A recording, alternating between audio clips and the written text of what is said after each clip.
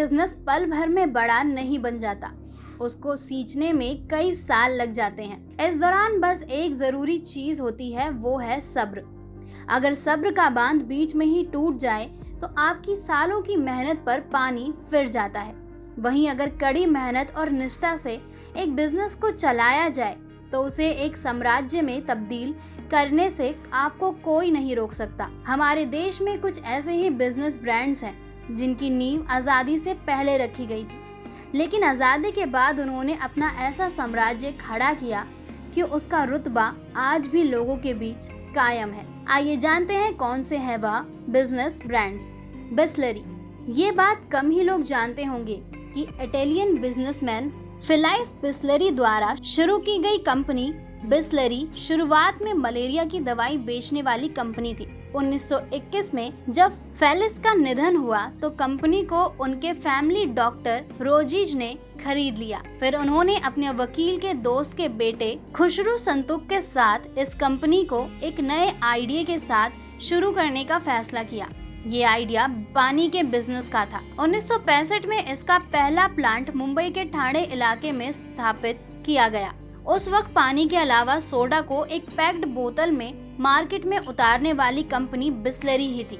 शुरू में इसकी पहुंच सिर्फ अमीरों तक थी, जो बाद में धीरे धीरे आम जनता तक बढ़ती चली गई। इसके बाद पार्ले कंपनी के कर्ता धर्ता चौहान ब्रदर्स ने इसकी कमान अपने हाथों में ले ली।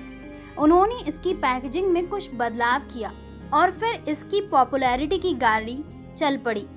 आज अपने 135 प्लांट के दम पर बिसलेरी रोजाना 2 करोड़ लीटर से भी अधिक पानी बेचने वाली कंपनी बन गई है। महिंद्रा एंड महिंद्रा।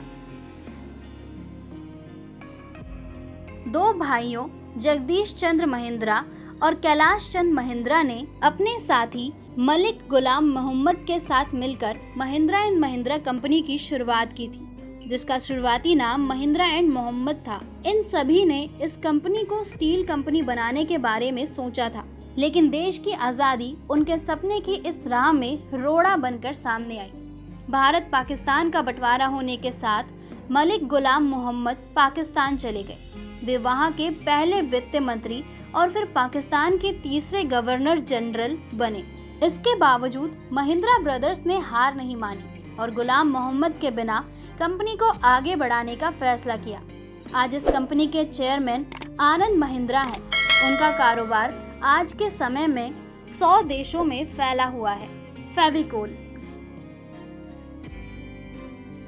किसे पता था कि गुजरात के भावनगर जिले के महुआ नामक कस्बे में रहने वाला एक आम व्यक्ति फेविकोल जैसी कंपनी का इजाद कर देगा।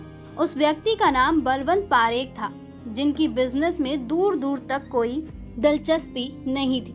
यहाँ तक वो वकालत की पढ़ाई के लिए मुंबई तक शिफ्ट हो गए थे। उनका यहाँ मन बदला और वे डाइंग और प्रिंटिंग प्रेस में नौकरी करने लगे।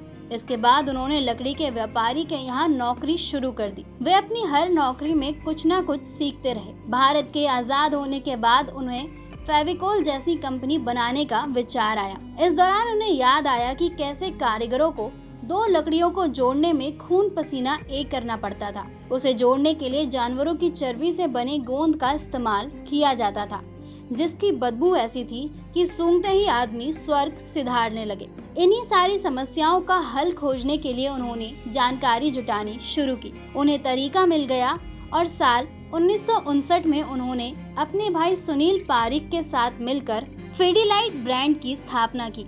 ये कंपनी अब 200 से ज्यादा प्रोडक्ट्स तैयार करती है। डाबर। डाबर की नींव कोलकाता के एक आयुर्वेदिक डॉक्टर एस.के. बर्मन ने रखी थी। उनके पास आयुर्वेद का काफी ज्ञान था। उन्होंने हैजा और मलेरिया को मात देने के लिए कई दवाइयां भी बनाई थी।